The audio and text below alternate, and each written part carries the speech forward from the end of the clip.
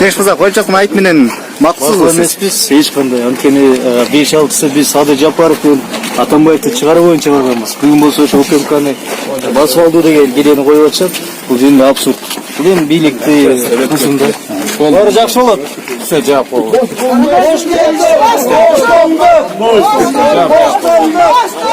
Тиги жагына туруп алыңыздар.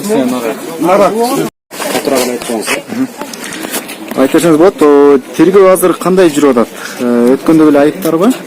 Өткөндөгү эле айыптар, onu 1 ел айып коюлуп атат. 245-берене, 2 бөлүгү.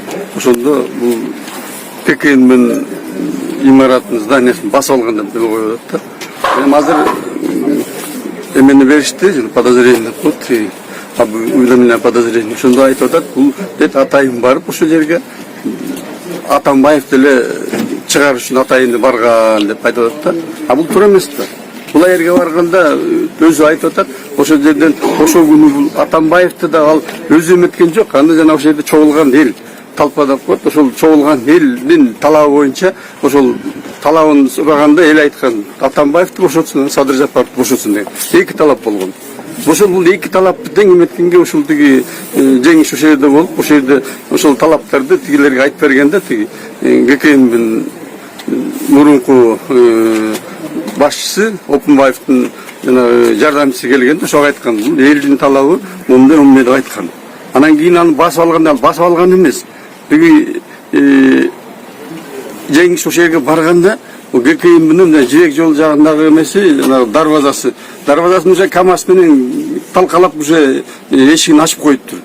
А бул тескерисинче барып туруп ошол жерден ошол элдер киребиз дегенде кайра жеңиш келип туруп ошол жерден КамАЗдын үстүнө чыгып кайра токтотуп калган элдер.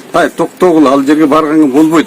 Бул жерде барганда бул жерде жанагы экстремисттер, террористтер, башка оор кылмыштарга эметкен кишилер бар. Алардын баарын чыгып кетсе, бул жаман болот. Анан кийин ошол эменин ичинде, эгенбин ичинде көп эмелер бар, секреттин документтери бар, секреттин кагаздар бар. Ошолордун баары дагы жоголуп кетиши мүмкүн. Эч кайра кирбегиле ичинде киргизбей тескерисинче бул кайра ошол эменен басып алууга ошондой эметкен тескерисинче токтотуп калган ошол бар. Бул улут коопсуздук кызматын басып алууга шек салган боюнча да кимдер күбө же айыпталуучу катары өтүп жатат? Жеңиш мырза. Бул жерде айыпталуучу биринчиден муну эле эметип атат да, жеңиш деле. Анан биз ошондо азыр талап кылып атабыз. Андай боло турган болсо күбө катарында бардыгын чакырсын анда. Ошол эле Садыр Жапаровду сурасын, ошол эле Атамбаевди сурасын. Алардын баардыгын чыкканда кимдин аркасынан чыкканын билишет да. Ошонун баарын эметиш керек, караш керек. Анан мен дагы бир айтайын дегеним, мен 3 революцияны көрдүм. 3 революцияга тең тиягынан да биягынан да катыштым. 2005-жылы мен анда иштеп жүргөм. Органда ошол ягынан катыштым. Анан кийинки революцияны бежанынан көрдүм. Ошондой болгон революциянын баардыгын деле ошол топтошкон элдер ошол жерде талпадап коет. Ошол элдер баардыгы эле түрмөдөн элдер чыгарып атканда. Ошол эле биринчи революцияда Кулов чыгарып келип калып премьер-министр болгон. Ошол эле кийинки 10-жылкы революцияда болсо ошол жерде Бакиев тарабынан камалган Атамбаев, башка депутаттар, Текебаев, ошолордун баардыгын барып туруп элдер дагы чыгарып келген. Анда ошолордун баардыгын жооп катыш керек болчу да.